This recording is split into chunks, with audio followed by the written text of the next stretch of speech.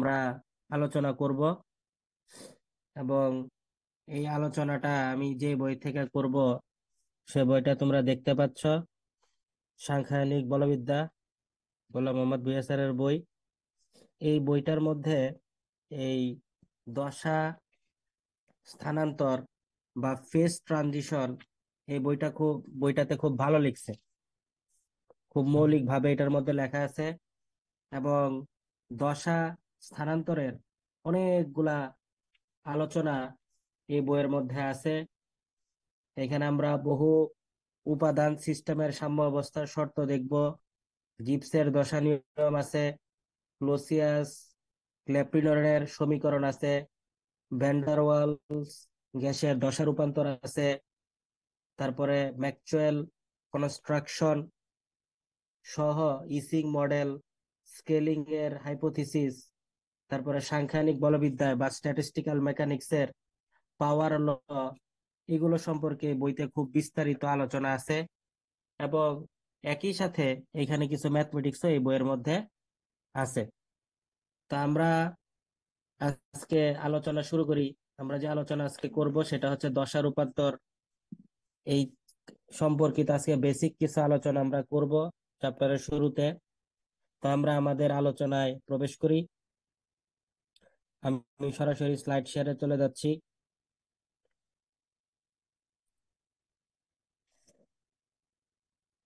তোমরা কি স্লাইড দেখতে পাচ্ছ?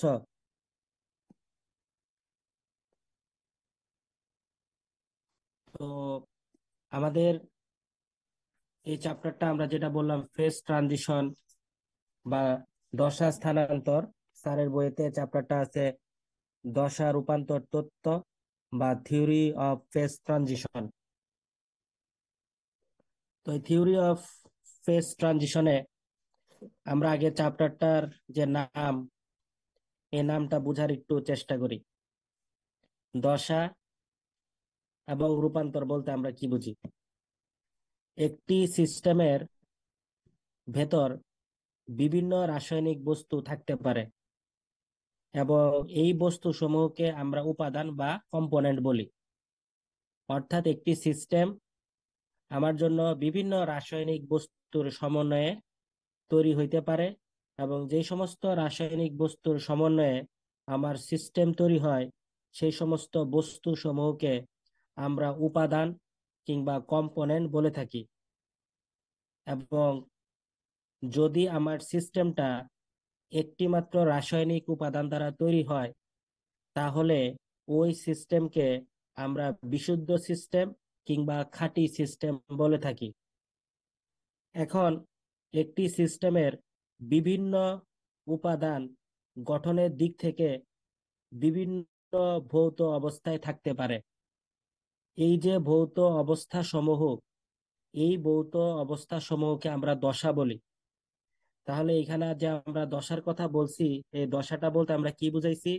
দশা বলতে আমরা বুঝাইছি একটি সিস্টেমের বিভিন্ন উপাদান গঠনের দিক থেকে বিভিন্ন রকম হইতে পারে। কঠিন হইতে পারে, তরল হইতে পারে, বাষ্প হইতে পারে। তাহলে এই যে উপাদানগুলোর বিভিন্ন অবস্থা, এই অবস্থাটাকে আমরা বলি হচ্ছে দশা। আর একটি অবস্থা থেকে আরেকটি অবস্থায়, যেমন কঠিন থেকে তরল কিংবা তরল থেকে বায়বীয়, এই যে একটি অবস্থা থেকে উপাদানের একটি অবস্থা থেকে উপাদানকে আমি আরেকটি অবস্থায় দিয়ে গেলাম, এইটাকে বলা হয় দশার রূপান্তর। ঠিক আছে? যেমন কঠিন তরল রূপান্তরে কঠিন দশা এবং তরল দশা, এরা সহ অবস্থানে আমরা এদেরকে পেয়ে থাকি। তাহলে আমি কি বুঝাইতে পারছি দশা জিনিসটা কি আর দশা রূপান্তর বলতে আমরা কি বুঝি?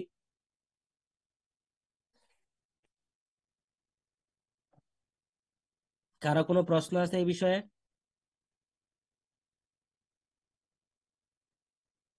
কারো কোনো প্রশ্ন?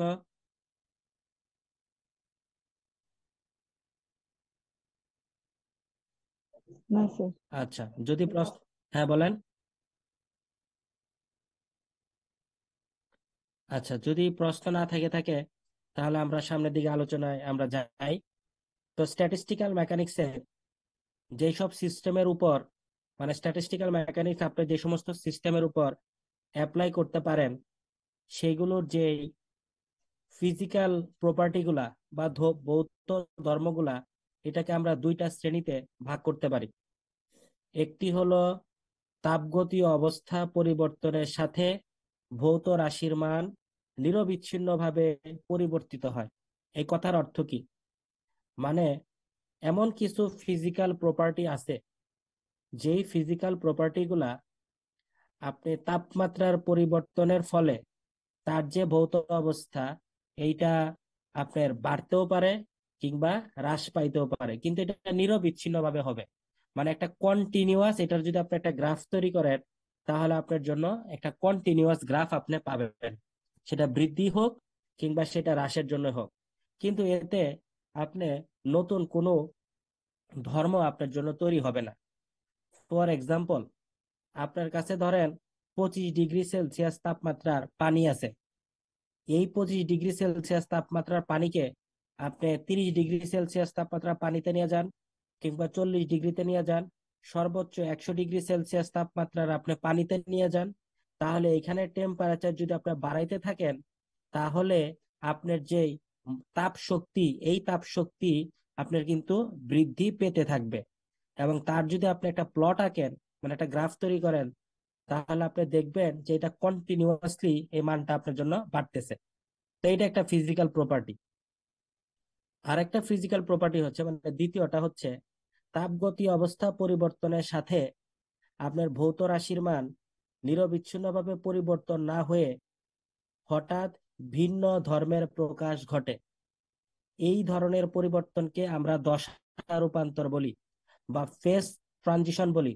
তাহলে ফেজ ট্রানজিশন কি বা ফেজ ট্রানজিশন কাকে বলে? ফেজ ট্রানজিশন হচ্ছে যে যখন তাপগতীয় অবস্থা পরিবর্তনের সাথে ভৌত রাশির মান নিরবিচ্ছিন্নভাবে পরিবর্তন না হয়ে হঠাৎ একটি বিচ্ছিন্ন ধর্ম প্রদর্শন করতেছে, বা হঠাৎ একটি সম্পূর্ণ নতুন ধর্মের আবির্ভাব সেখানে ঘটে, তখন আমার যে গ্রাফ, এই গ্রাফের বৈশিষ্ট্যটা নিরবিচ্ছিন্ন আর থাকতেছে না। তখন সেই ধরনের যে রূপান্তর, এই ধরনের রূপান্তরকে আমরা বলি দশার রূপান্তর। যেমন ধরেন আপনার কাছে 0 ডিগ্রি সেলসিয়াস তাপমাত্রা বরফ আছে, এটাকে আপনি 0 ডিগ্রি সেলসিয়াস তাপমাত্রার পানি বানায় ফেলেন। অথবা 100 ডিগ্রি সেলসিয়াস তাপমাত্রা পানি আছে, এটাকে আপনি 100 ডিগ্রি সেলসিয়াস তাপমাত্রা বাষ্প বানায় ফেললেন। তাহলে এখানে দেখেন, আপনি হঠাৎ করেই আপনি কি করতেছেন, আপনার যে অবস্থা ছিল সে অবস্থার আপনার একটা নতুন ট্রানজিশন আপনি পাচ্ছেন। তাহলে আপনি যদি এই নতুন ট্রানজিশনের জন্য আপনি গ্রাফ আঁকেন, তাহলে সেই গ্রাফটা কিন্তু আপনার জন্য কন্টিনিউয়াস গ্রাফ হবে না। তো আমরা এটাই বলছি যে তাপগতীয় অবস্থা পরিবর্তনের সাথে ভৌত রাশির মান যদি নিরবিচ্ছিন্নভাবে পরিবর্তন না হয়ে হঠাৎ সে একটি ভিন্ন ধর্মের পরিবর্তন প্রদর্শন করে, তখন সেই ধরনের পরিবর্তনকে আমরা দশার রূপান্তর বলবো।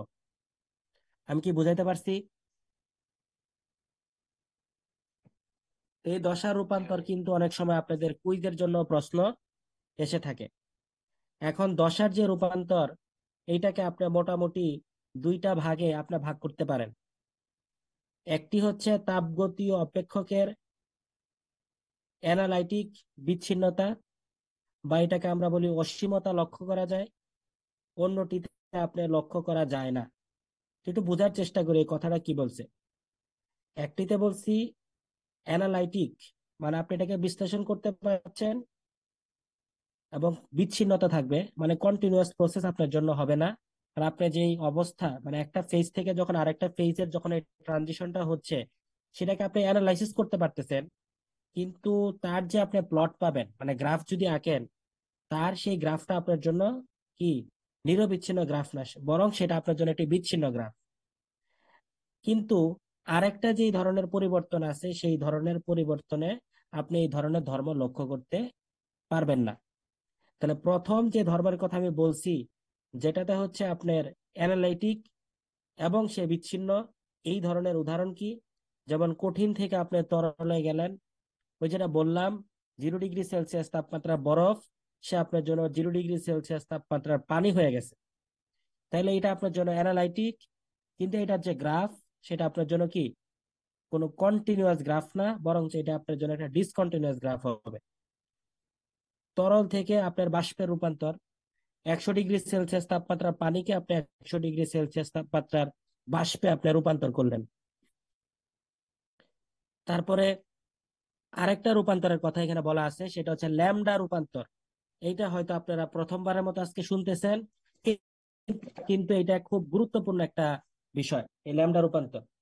ল্যামডা রূপান্তরটা কি?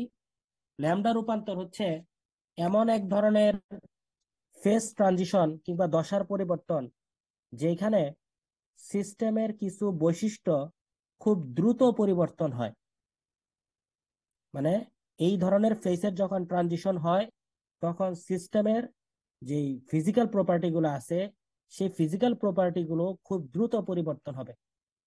তার একটা সবচেয়ে ভালো উদাহরণ হচ্ছে আপনার জন্য হিলিয়াম 4 এর সুপার ফ্লুইড অবস্থা।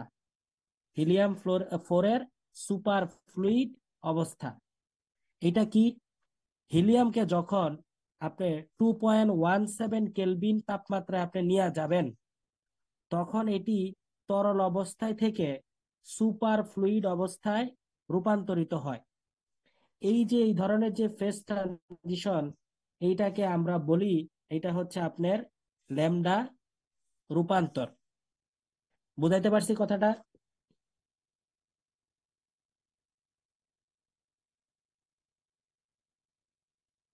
কারো যদি প্রশ্ন থাকে কোনো কিছুতে আমাকে প্রশ্ন করতে পারেন।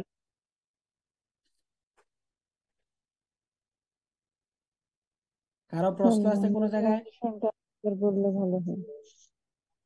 বুঝি না, একটু আবার বলেন। ল্যামডা ট্রানজিশনটা আরেকবার বললে ভালো হয়। আচ্ছা, ল্যামডা ট্রানজিশনটা আবার বলতেছি, মনোযোগ দিয়ে খেয়াল করবেন। ল্যামডা রূপান্তর হচ্ছে এমন এক ধরনের পরিবর্তন, যেইখানে সিস্টেমের কিছু বৈশিষ্ট্য আছে, অর্থাৎ তার কিছু ফিজিক্যাল প্রপার্টি আছে। এই ফিজিক্যাল প্রপার্টি গুলো খুব দ্রুত পরিবর্তন হবে। এই ধরনের যে রূপান্তর সেটাকে আমরা বলি, সেটা হচ্ছে ল্যামডা রূপান্তর। তার একটা এক্সাম্পল আমরা বলছি হিলিয়াম 4। এটার সুপার ফ্লুইড অবস্থা, অর্থাৎ হিলিয়ামটাকে যখন আপনি 2.17 কেলভিন তাপমাত্রায় নিয়ে যাবেন, তখন এটা তরল অবস্থা থেকে সুপার ফ্লুইড অবস্থায় রূপান্তরিত হবে। তো এটা হচ্ছে আপনার ল্যামডা রূপান্তরের একটি উদাহরণ। এবং আরেকটা জিনিস মনে রাখা এখানে গুরুত্বপূর্ণ, যে ল্যামডার যে রূপান্তর, এটা সেকেন্ড অর্ডার ফেজ ট্রানজিশন, মানে এটি একটি দ্বিতীয় ক্রমের দশা স্থানান্তর। বুঝতে পারছি না? প্রশ্ন আছে?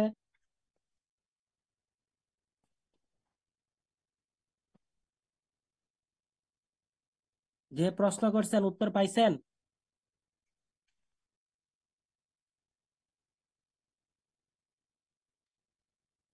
আচ্ছা, তা আপনাদের এরকম একটা প্রশ্ন আছে, সেটা হচ্ছে তরল হিলিয়াম।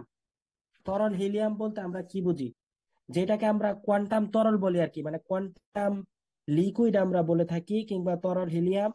এবং সেইটা কিন্তু এই বোস আইনস্টাইন কনডেনশন যে আপনারা পড়ছিলেন, সেই বোস আইনস্টাইন কনডেনশনেরই একটি অ্যাপ্লিকেশন। আপনাদের কি মনে আছে বোস আইনস্টাইন কনডেনশনটা কি ছিল? বোস আইনস্টাইন কনডেনশন কেউ বলতে পারবেন?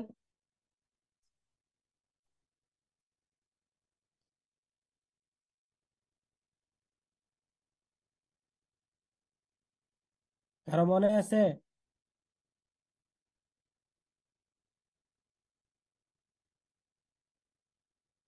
কারোই মনে নাই? আমি আবার একটু মনে করাই দিচ্ছি। আমরা যখন যে বোস পার্টিকেল গুলো আছে, এই বোস পার্টিকেল গুলোকে যখন আমি অত্যন্ত নিম্ন তাপমাত্রায় রাখবো, এই অত্যন্ত নিম্ন তাপমাত্রায় রাখা হলে তারা একটা নির্দিষ্ট কোয়ান্টাম স্টেটে সবাই জড়ো হবার একটা প্রবণতা দেখায়। এই যে একটা নির্দিষ্ট টেম্পারেচারে এই পার্টিকেল গুলো, অর্থাৎ বোস পার্টিকেল গুলো একটা কোয়ান্টাম স্টেটে জড়ো হবার যে প্রবণতা দেখায়, এই তাপমাত্রাটাকে আমরা বলি বোস আইনস্টাইন টেম্পারেচার। আর এই যে এই টেম্পারেচারে আপনার বোস পার্টিকেল গুলো একটা কোয়ান্টাম স্টেটে মিলিত হবার যে প্রবণতা দেখায়, এইটাকে আমরা বলি বোস আইনস্টাইন কন্ডেনশন। ঠিক আছে। এবং এই বোস আইনস্টাইন কন্ডেনশনের যে কিছু ধর্ম, সেই ধর্মের মধ্যে একটা হচ্ছে এরা সুপার ফ্লুইডিটি ধর্ম প্রদর্শন করে। এবং সেই সুপার ফ্লুইডিটির সবচেয়ে ভালো উদাহরণ হচ্ছে আপনার জন্য তরল হিলিয়াম, এবং যেটাকে আমরা কি বলি, কোয়ান্টাম তরল বলে থাকি। ঠিক আছে। তো আপনি যদি এই সুপার ফ্লুইডিটি ব্যাখ্যা করতে চান, অবশ্যই আপনাকে বোস আইনস্টাইন ঘনীভবন কি আপনাকে দিয়ে এটাকে ব্যাখ্যা করতে হবে। আমার কথা কি আমি বুঝাইতে পারছি আপনাদের?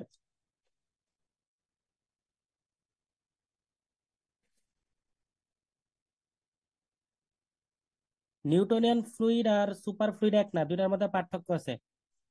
ওইটা আলাদা কনসেপ্ট, দুইটা এক জিনিস না। আচ্ছা, তাহলে আমি আশা করি আপনাদের যে ল্যামডার যে রূপান্তরের কথাটা বললাম, এই ল্যামডা রূপান্তরটা আমি আপনাদের বুঝাইতে পারছি। এখন আপনার এই ফেজ ট্রানজিশনের সাথে কিছু ইউনিভার্সালিটি বা সার্বজনীনতার টার্ম আপনার সাথে যুক্ত। যেমন এখানে আপনার ক্রিটিক্যাল এক্সপোনেন্ট, অর্থাৎ সংকট সূচক, স্কেলিং, এরকম কিছু প্রপার্টি আপনার জন্য কিসে আছে, আপনার এই ফেজ ট্রানজিশনের সাথে আপনার সাথে সম্পর্কিত। তো এখন আমরা যেটা নিয়ে আলোচনা করব সেটা হচ্ছে ফেজ বাউন্ডারি কার্ভ, অর্থাৎ দশার সীমারেখা। এই কার্ভটা নিয়ে আমরা আলোচনা করব। তো আমি একটু কার্ভটা আপনাদের দেখাই, আপনারা একটু দেখেন। এটা আপনাদের থার্মোডাইনামিক্সও ছিল ফার্স্ট ইয়ারে কিছুটা, আশা করি সেখানে যারা পড়ে আসছেন তারা তো দেখছেনই। কার্ভটা কি সবাই দেখতে পাচ্ছেন?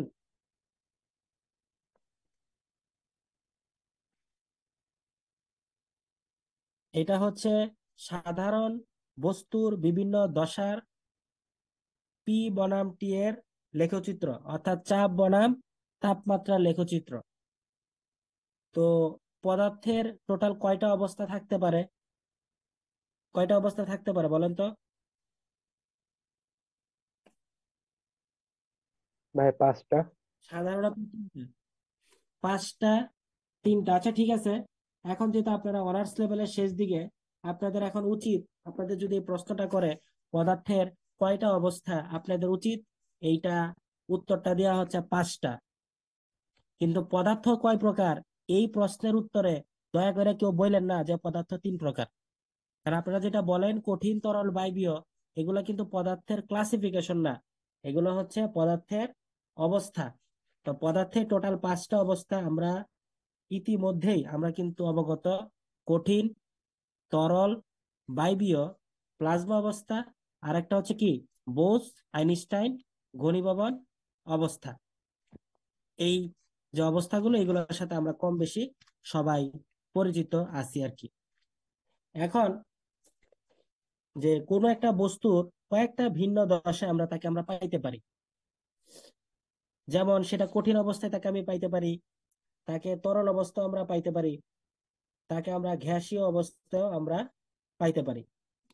কঠিন এবং তরল বস্তু আবার ভৌত ধর্মের ভিন্নতার কারণে এরা ভিন্ন ভিন্ন দশায়ও তারা থাকতে পারে, বিভাজিত হইতে পারবে। কারণ কঠিন এবং তরল বস্তু, এদের কিন্তু যে ফিজিক্যাল প্রপার্টি গুলা, এই ধর্মের কিন্তু ভিন্নতা আছে। এবং এই ভিন্নতা থাকার কারণেই তারা কিন্তু ভিন্ন ভিন্ন দশায় বিভাজিত হতে পারে। আবার বিভিন্ন শর্তের কারণে দুইটি দশা একই সাথে সাম্য অবস্থায় থাকতে পারে। এটা আমরা প্রুফ করব যে দুইটা ভিন্ন দশাকে যদি আমরা সাম্য অবস্থায় আনতে চাই, তাহলে আমাকে কি শর্ত মেনে চলতে হবে। তাহলে নির্দিষ্ট কিছু শর্ত আছে, যেই শর্তের উপরে নির্ভর করে আমার দুইটা দশা একই সাথে সাম্য অবস্থায় থাকতে পারে। সাধারণভাবে যদি আমরা বলি, যখন দুই দশার তাপমাত্রা হবে টি, তার চাপ হবে পি, তার কেমিক্যাল পটেনশিয়াল হবে মিউ, এই একই থাকে, তখন আমরা বলি তারা সাম্য অবস্থায় বিরাজমান আছে। অর্থাৎ দশা দুইটা সাম্য অবস্থায় অবস্থান করতেছে। তাহলে সাম্য অবস্থায় যদি বলতে চাই যে দুইটা ভিন্ন দশাকে আমি যদি একটি সাম্য অবস্থায় আনতে চাই, তাহলে আমার কি হইতে হবে, এই দুইটা মানে দুইটা দশার একটা কমন টেম্পারেচার পাইতে হবে। সেই টেম্পারেচার হচ্ছে টি। একটা কমন তাপমাত্রা চাপ পেতে হবে, সেটা হচ্ছে পি। একটি কমন কেমিক্যাল পটেনশিয়াল মিউ আমাকে পাইতে হবে। যদি এই তিনটা জিনিসের শর্তকে আমি কি করতে পারি, ফুলফিল করতে পারি, তাহলে অবশ্যই আমার জন্য দুইটা ভিন্ন দশা আমার জন্য সমদশায় কি রূপান্তরিত হবে। এই পর্যন্ত কি বুঝতে পারছি সবাই?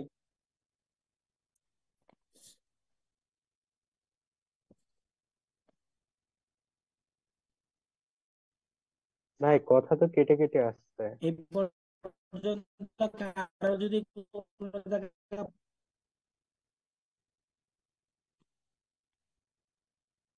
আমার কথা কি আপনার স্পষ্ট শুনতে পান না এতক্ষণ?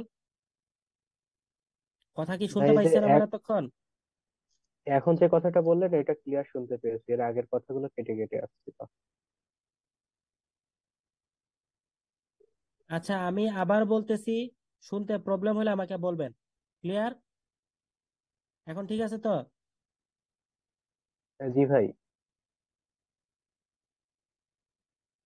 আচ্ছা, আমি বলছি দুইটা ভিন্ন দশাকে যদি আপনি একটা দশায় আনতে চান, তাহলে এই দুইটা ভিন্ন দশার জন্য একটি সাধারণ তাপমাত্রা টি, একটি সাধারণ চাপ পি এবং একটি রাসায়নিক বিভব অর্থাৎ কেমিক্যাল পটেনশিয়াল মিউ, এইগুলো কমন থাকতে হবে। তাহলে আপনি দুইটা ভিন্ন দশাকে একটি দশায় আনতে পারবেন। ক্লিয়ার? জি ভাই। ওকে, দেখেন তো আর কারো কোনো জায়গায় যদি প্রবলেম থাকে আমাকে বলেন যে আমরা বুঝি নাই।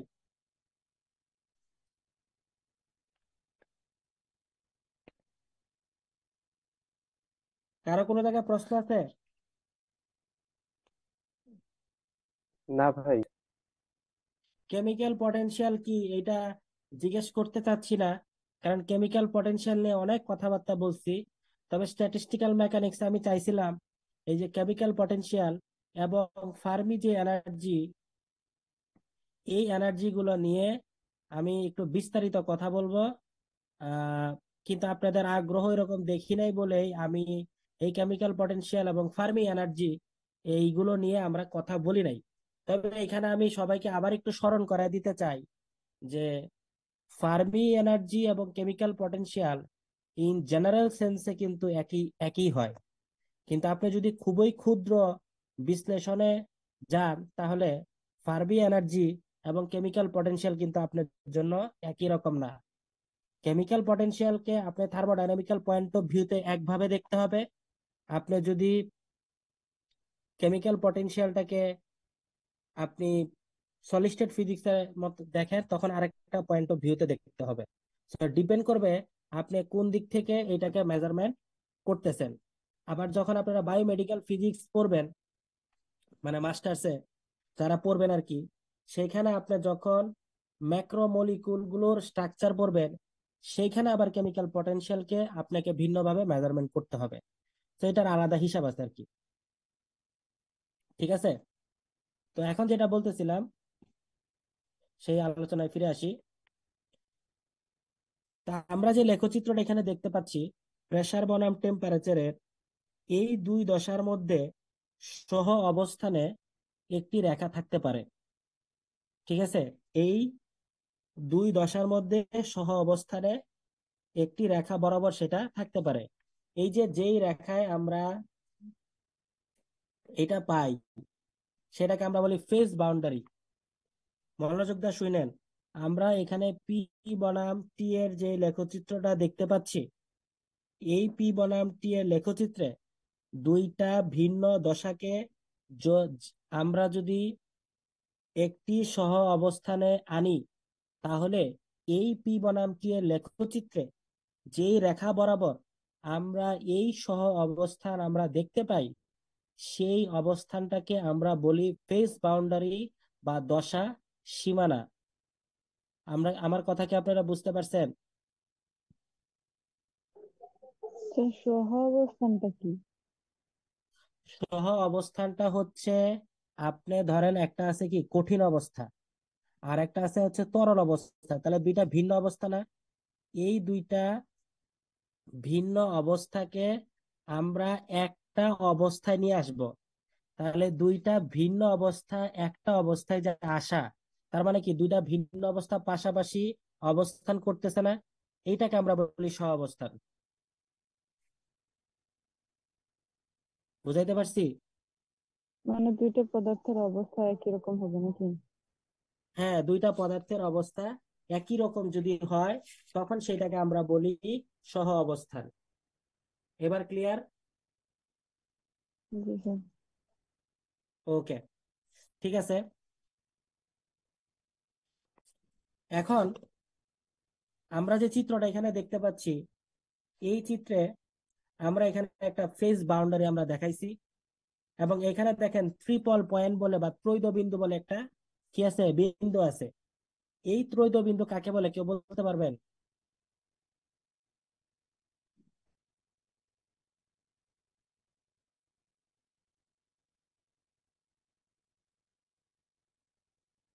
আচ্ছা, আর কেউ বলবেন?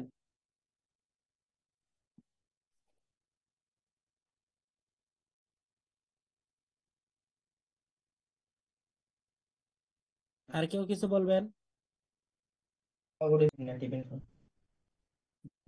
যে তাপমাত্রায় যে তাপমাত্রায় আপনি বরফ, পানি এবং জলীয় বাষ্প তিনটি অবস্থানে তারা অবস্থান করে, সেই অবস্থানটাকে আমরা বলি ট্রিপল পয়েন্ট। এবং ট্রিপল পয়েন্টের যে ভ্যালু, এটা হচ্ছে 273.16 কেলভিন।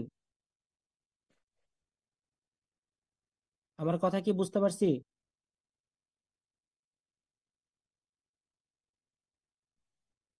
ওকে, তাহলে তাহলে কঠিন এবং তরল দশার মধ্যবর্তী রেখাকে আমরা গলন রেখা বলি।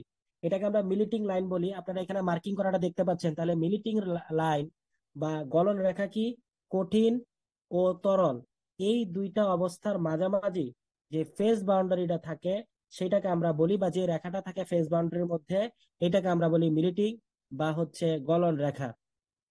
ঠিক আছে? আর কঠিন এবং গ্যাসীয় দশার মধ্যবর্তী যেই রেখাটা, এটাকে আমরা বলি সাবলিমিশন লাইন বা হচ্ছে ঊর্ধ্বপাতন রেখা। আর তরল এবং গ্যাসীয় দশার মধ্যবর্তী রেখাকে আমরা কি ভেপার প্রেসার বা বাষ্পীয় ভবন রেখা বলি। কথা কি ক্লিয়ার এই পর্যন্ত সবার? আর এই তিনটা পয়েন্টকে যদি আমি একটা পয়েন্টে নিয়ে আসতে পারি, তখন এইটাকে আমরা বলি ট্রিপল পয়েন্ট। ঠিক আছে? তাহলে এটাকে আমরা বলি ট্রিপল পয়েন্ট। এখন দেখেন 8.1 সমীকরণ আমাকে কি বলে। 8 দশমিক সমীকরণ আমাকে বলে যে যদি আমার কাছে দুটো ভিন্ন দশা থাকে, যদি আমার কাছে দুইটা ভিন্ন দশা থাকে এবং সেই দুইটা ভিন্ন দশার জন্য যদি আমার কেমিক্যাল পটেনশিয়ালের মান হয় μ1 এবং μ2, এবং এই দুইটা কেমিক্যাল পটেনশিয়ালের যে ফাংশন, এটা এটা হচ্ছে টেম্পারেচার এবং প্রেসারের ফাংশন, তাহলে এই দুইটা যদি আমার জন্য ইকুয়াল হয়, তখনই আমি বলতে পারবো আমার দুইটা ভিন্ন দশা সহ অবস্থানে আছে। অর্থাৎ 8.1 এই সমীকরণটাই হচ্ছে আমার জন্য দুইটা ভিন্ন দশা যে সহ অবস্থানে অবস্থান করবে তার রাশিমালা। অর্থাৎ যদি দুটো ভিন্ন দশার কেমিক্যাল পটেনশিয়ালের মান আমার জন্য কি হয়, একই রকম হয়, তখন সেটাকে আমরা কি বলবো? সেটাকে আমরা বলবো যে এটা সহ অবস্থানে আছে। ক্লিয়ার সবাই?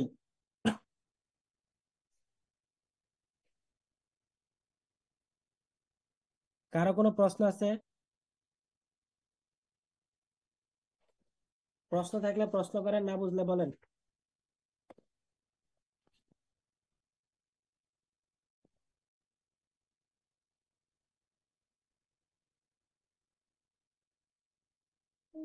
আচ্ছা, ওকে, তাহলে আমরা একটু এখন ম্যাথমেটিক্যাল শর্তটা একটু দেখি, যে ম্যাথমেটিক্যাল শর্তটা আরেক মানে আমরা কিভাবে আরেকটু এক্সপ্লেনেশন করতে পারি সেটা একটু দেখি। আমি আপনাদের জন্য আরেকটা স্লাইড শেয়ার করতেছি।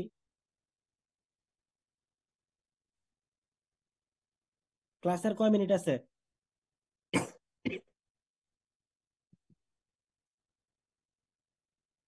হয়ে যাবে আমাদের। আমি স্লাইড শেয়ারে চলে যাচ্ছি।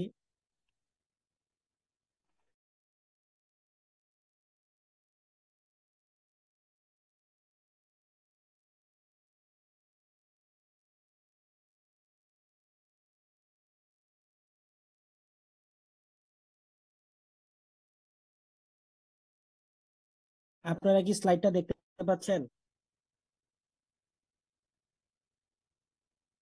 হুম। ওকে, তাহলে এখানে জাস্ট আমরা কি করছি, ওই যে শর্তগুলো এতক্ষণ আমরা মুখে বললাম সেটাকে একটা ম্যাথমেটিক্যাল টার্মে আমরা নিয়ে আসছি আর কি, আর কিছু না। ওই ঘুরে ফিরে আপনার প্রেসার বনাম টেম্পারেচারের ওই যে ফেজ বাউন্ডারি আছে, এই কন্ডিশন গুলো থেকে এটাকে তৈরি করা। তো দেখেন, পি এবং টি এর প্রদত্ত শর্তে একই জাতীয় কণার সমন্বয়ে গঠিত সিস্টেম বিবেচনা করি। অর্থাৎ যে সিস্টেম গুলো আমরা বিবেচনা করতেছি, এই সিস্টেমে আমরা একই রকমের কণার সমন্বয়ে আমরা চিন্তা করছি তৈরি হয়েছে। মনে করি সিস্টেম দুইটা সহ অবস্থান করতেছে, এবং এই ক্ষেত্রে তার যে গিবসের পটেনশিয়াল, তারপরে দশাদের যে গিবসের বিভবের সমষ্টির সমান হবে। গিবস ফ্রি এনার্জি কি, কে বলতে পারবেন?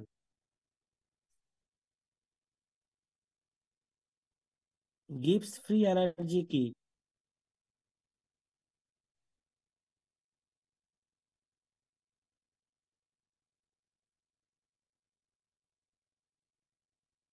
কে বলতে পারবেন? গিবস ফ্রি এনার্জি, এগুলো ফার্স্ট ইয়ারের পড়া, কিন্তু এখানে এগুলো লাগে।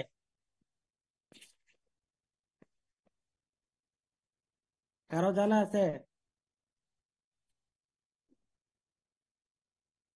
আচ্ছা, আমি গিবস ফ্রি এনার্জি তাহলে বলি। গিবস ফ্রি এনার্জির ইকুয়েশনটা যদি আপনাদের জানা থাকে, এটা কি ছিল? G equal to U minus TS plus PV. এটা তো সলিড স্টেট ফিজিক্সও ছিল ফার্স্ট ইয়ার থার্ড ইয়ারে। গিবস ফ্রি এনার্জি হচ্ছে একটি সিস্টেমের মধ্যে মোট শক্তির যতটুকু কাজে রূপান্তরিত করা যায়, সেটাই হচ্ছে গিবস ফ্রি এনার্জি। ঠিক আছে? একটি সিস্টেমের মোট শক্তির যতটুকু কাজে রূপান্তর করা যায়, সেটাকে আমরা কি বলবো? আমরা বলবো হচ্ছে গিবস ফ্রি এনার্জি। আর এই এনার্জিটাই কি এখানে পটেনশিয়াল। তাহলে যদি দুইটা সিস্টেম আমার মানে ভিন্ন দশার সিস্টেম আমার জন্য সহাবস্থান করে, তার যে গিবস ফ্রি এনার্জির যে পটেনশিয়াল সেটা হচ্ছে জি। এই গিবস ফ্রি এনার্জির পটেনশিয়াল হবে সিস্টেমগুলো যখন ভিন্ন ভিন্ন দশায় ছিল, তাদের দশার গিবস ফ্রি এনার্জির সমষ্টি সমান। এই জন্য আমরা লিখছি Gibbs free energy G is the function of T comma P is equal to G one T comma P plus G two T comma P. বুঝাইতে পারছি?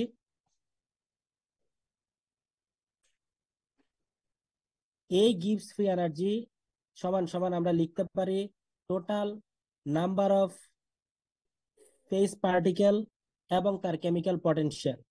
এখানে যে আপনি এন ওয়ান মিউ ওয়ান দেখতেছেন, এন ওয়ানটা হচ্ছে একটি নির্দিষ্ট দশার কণার সংখ্যা, মিউ ওয়ান হচ্ছে ওই দশার কেমিক্যাল পটেনশিয়াল।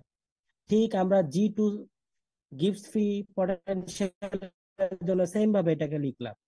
এখন আমরা জানি একটা সিস্টেমের জন্য টোটাল নাম্বার অফ পার্টিকেলের সংখ্যা কি কনস্ট্যান্ট। তাহলে টোটাল নাম্বার অফ পার্টিকেলের সংখ্যা যদি কনস্ট্যান্ট হয়, তাহলে এই গিবস ফ্রি এনার্জির যে ন্যূনতম পটেনশিয়াল যদি আমরা এখান থেকে বের করতে চাই, তাহলে আমাকে কি করতে হবে?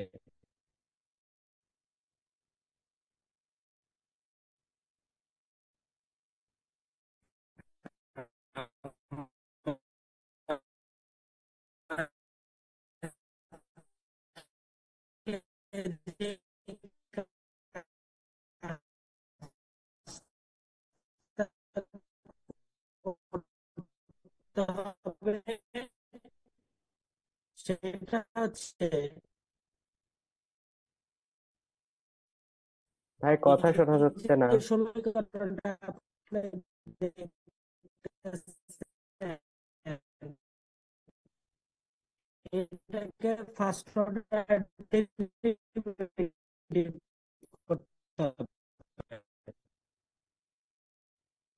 মানে প্রথম ক্রমের ব্যবকলন করতে হবে।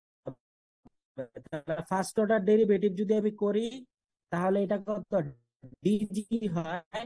এবং ম্যাক্সিমাম কিংবা মিনিমামের ক্ষেত্রে ফার্স্ট অর্ডার ডেরিভেটিভের মান কি, জিরো। বুঝাইতে পারছি?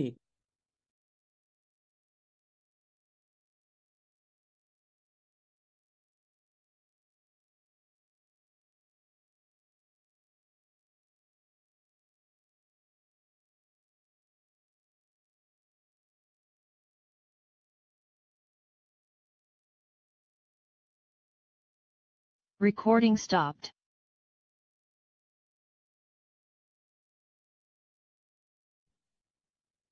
সবাইকে এখন আমার কথা শুনতে পাচ্ছেন? কথা কি শোনা জি যাচ্ছে? ভাই। আচ্ছা, ঠিক আছে। যেটা আমি বললাম যে Recording in progress. একটি সিস্টেমের জন্য টোটাল নাম্বার অফ পার্টিকেল সংখ্যাটা কি, কনস্ট্যান্ট। আর যদি আমি এই যে সমীকরণটা আছে, এই সমীকরণ থেকে যদি কি করি, আমি গিবস ফ্রি পটেনশিয়ালের মিনিমাম মান বাইর করতে চাই, তাহলে আমাকে কি করতে হবে, তার প্রথম ক্রমের ব্যবকলন করতে হবে, কিংবা ম্যাক্সিমাম করলেও সেটাই করতে হবে, মানে ফার্স্ট অর্ডার ডিফারেন্সিয়েশন করতে হবে। এটা কি বুঝছি? তাহলে ফার্স্ট অর্ডার ডিফারেন্সিয়েশনের ম্যাক্সিমাম মান হোক কিংবা মিনিমাম মান হোক, সেটার রেজাল্ট কত, রেজাল্ট হচ্ছে জিরো। এই জন্য আমরা এখানে বলছি যে ডিজি এর যে ভ্যালু, এই ভ্যালুটা হচ্ছে আপনার জন্য কত, জিরো। তাহলে ডিজি এর ভ্যালু যদি আপনার জিরো হয়, তাহলে এই সমীকরণটাকে আমরা যদি ডিফারেন্সিয়েশন করি, তাহলে D G equal to mu 1 D N one plus mu 2 D N two equal to আমরা জিরো লিখতে পারি, কারণ ডিজির ভ্যালু তো হচ্ছে জিরো। আর একটি সিস্টেমের জন্য তার কেমিক্যাল পটেনশিয়ালের মান হচ্ছে কনস্ট্যান্ট, আর কণার সংখ্যার পরিবর্তন আমরা বের করছি। অর্থাৎ একটা ফেজ থেকে যখন আরেকটা ফেজে যাচ্ছে, তখন পার্টিকেল এক্সচেঞ্জের রেট বা কণার সংখ্যার যে পরিবর্তনের হার, সেটা হচ্ছে আমরা ডিফারেন্সিয়েশনে লিখছি হচ্ছে dn1 এবং dn2। আপনারা কি বুঝতে পারছেন?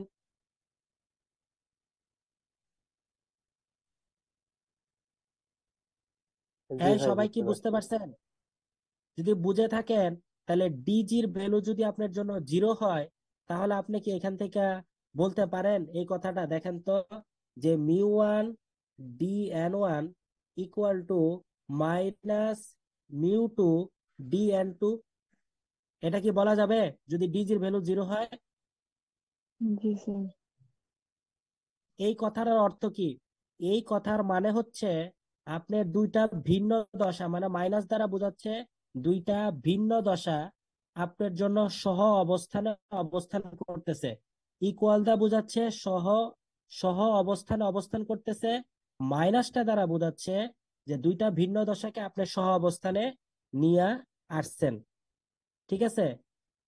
তাহলে যেহেতু আপনার টোটাল নাম্বার অফ পার্টিকেল সংখ্যা বোথ সাইডে সমান হবে, তাহলে আপনি dn1 ইকুয়াল টু আপনি dn2 লিখতে পারেন। তাহলে আপনি দুইটাকে যদি বাদ দিয়ে দেন, তাহলে কি থাকে, মিউ 1 ইকুয়াল টু মাইনাসের মিউ 2। আর মিউ তো আমার function of temperature and potential, minus চিহ্নটা আপনি এখানে নেগলেক্ট করে দিতে পারেন, কোনো সমস্যা নাই। বুঝতে পারছেন না? আমি আবার বলবো। ভাই কম বুঝলাম, আরেকবার। ভাই আবার বলেন। তাহলে আপনি এখানে কি লিখতে পারেন, zero equal to mu 1 dn1 plus mu 2 dn2 লিখতে পারেন না?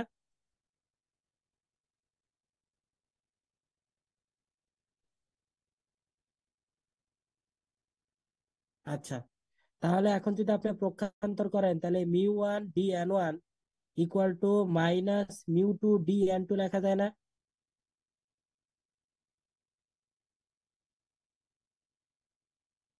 তাহলে যদি যায়, এই, তাহলে দেখেন এই মাইনাসের অর্থ কি।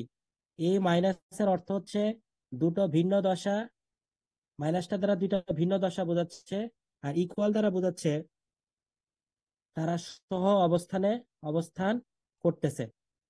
এই পর্যন্ত তো ক্লিয়ার নাকি?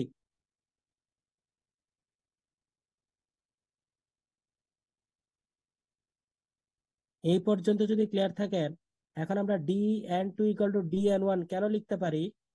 লিখতে পারার কারণ হচ্ছে একটা, ধরেন আপনি কঠিন অবস্থায় ছিলেন, কঠিন থেকে আপনি তরলে গেছেন, তাহলে কঠিনে যতগুলা পার্টিকেল ছিল তরলে গেল তো কি আপনি একই পার্টিকেল পাবেন। মানে একটা ফেজ থেকে আরেকটা ফেজে রূপান্তরিত কণার সংখ্যার যে পরিবর্তন এটা তো সবসময় একই রকম হবে। এই জন্য আমরা dn1 ইকুয়াল টু dn2 লিখতে পারি। তাহলে দুই পক্ষ থেকে আপনার dn1 গুলাকে ক্যান্সেল করে দেন, তাহলে থাকে কত, μ1 ইকুয়াল টু মাইনাস কত, μ2। তাহলে এই মিউটা কি, আপনার ফাংশন অফ কি, টেম্পারেচার এবং প্রেসারের। এইভাবে আমরা লিখতে পারি। বুঝাইতে পারছি?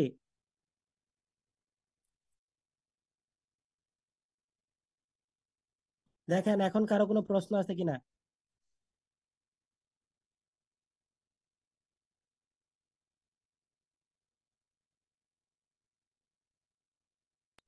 ভাই একটু আগের স্লাইডটা একটু আমার প্রশ্ন ছিল, একটু বের করেন তো।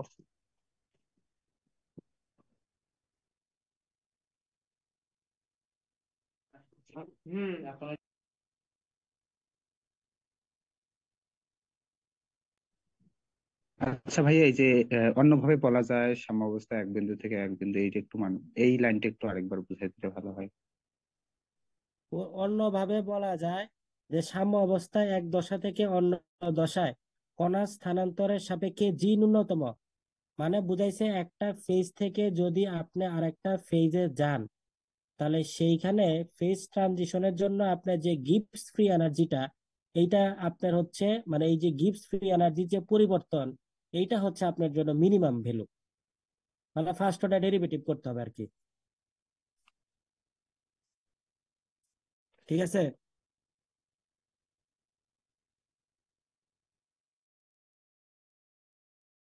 আর এখানে তো ভাইয়া কণা, দশার কণার সংখ্যাগুলো তো সমান হবে নাকি? সিস্টেম তো একটাই নাকি? বুঝলেন? এখানে যে আপনি যে আপনি দুইটা একটু ভিন্ন আগে, সিস্টেমকে আপনি দুইটা ভিন্ন সিস্টেমকে একটা অবস্থায় নিয়ে আসছেন, তাহলে দুইটা ভিন্ন সিস্টেমের টোটাল নাম্বার অফ পার্টিকেল সংখ্যা তো কনস্ট্যান্ট। হ্যাঁ। ক্লিয়ার এবার? জি ভাই। আচ্ছা, ঠিক আছে। দেখেন আর কারো কোনো প্রশ্ন আছে এখানে?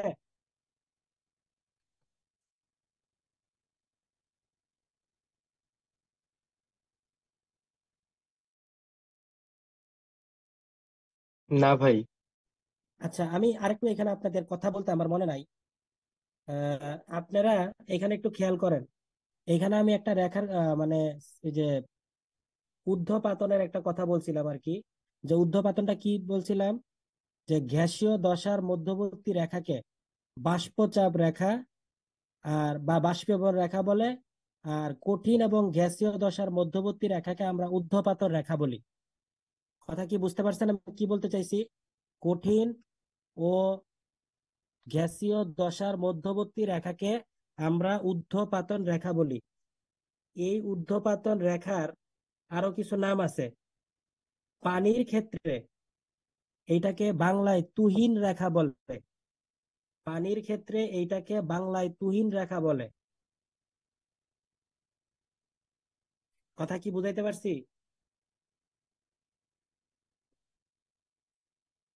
তো আরেকটা যেটা, ওই যে ট্রিপল পয়েন্ট, এই বিন্দুটাকে আমরা প্রফেসর জেমসন বা প্রফেসর জেমস থমসন এটাকে ত্রৈধ বিন্দু বা প্রাথমিক বিন্দু বলছে আর কি। মানে এই ট্রিপল পয়েন্টটার নামকরণ করছেন হচ্ছে প্রফেসর জেমস থমসন। এজন্য এটাকে আমরা জেমস থমসন ট্রিপল পয়েন্ট বা প্রাথমিক বিন্দু, এটাকে আমরা ফান্ডামেন্টাল পয়েন্ট আমরা বলে থাকি। কথা কি ক্লিয়ার?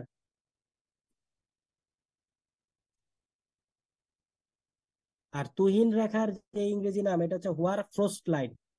তুহিন রেখার যে ইংরেজি নাম বা ইংরেজিতে এটাকে আমরা হোয়ার ফ্রস্ট লাইন বলি। আমি কমেন্ট সেকশনে বানানটা লিখে দিচ্ছি, আপনারা বানানটা দেখলেই বুঝবেন এটাকে হোয়ার ফ্রস্ট লাইন আমরা বলে থাকি আর কি। ঠিক আছে। তা আমরা এখান থেকে আজকে যে জিনিসগুলো দেখলাম, যে দশা রূপান্তর বলতে আমরা কি বুঝি, কত ধরনের দশা রূপান্তর হইতে পারে, এই পি এর লেখচিত্রটা কি, এবং দশা সহ অবস্থানের যে ম্যাথমেটিক্যাল যেই শর্ত বা কন্ডিশন সেইটা আমরা আজকে এখান থেকে দেখলাম। তো আজকে এই পর্যন্তই। আপনারা এগুলো বাসায় পড়বেন। পরবর্তী ক্লাসে আমরা সামনে আরো নতুন টপিক নিয়ে এখানে আমরা আলোচনা করব। তো আজকে এই পর্যন্তই।